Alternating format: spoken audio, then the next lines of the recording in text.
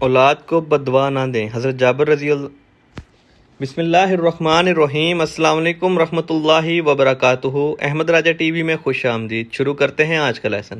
اولاد کو بددعا نہ دیں۔ حضرت جابر رضی اللہ تعالیٰ عنہ سے روایت ہے کہ رسول اللہ صلی اللہ علیہ وسلم نے ارشاد فرمایا، اپنے آپ کو، اپنی اولاد کو، اپنے خادموں کو اور اپنے مال کو بددعا نہ دو، ایسا نہ ہو کہ وہ گھڑی دعا کی قبولیت کی ہو اور تمہاری دعا قبول ہو جائے۔ سنن ابی داؤد حدیث نمبر 1532۔ رپیٹ کرتا ہوں، حضرت جابر رضی اللہ تعالیٰ عنہ سے روایت ہے، رسول اللہ صلی اللہ علیہ وسلم نے ارشاد فرمایا، اپنے آپ کو، اپنی اولاد کو، اپنے خادموں کو اور اپنے مال کو بددعا نہ دو، ایسا نہ ہو کہ وہ گھڑی دعا کی قبولیت کی ہو اور تمہاری دعا قبول ہو جائے۔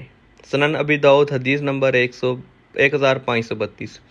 اس کے ساتھ ہی اگر میرے چینل کو سبسکرائب نہیں کیا تو میرے چینل کو سبسکرائب کر دیں اور بیل آئیکن پہ کلک کریں تاکہ آپ تک اپڈیٹس پہنچتی رہیں۔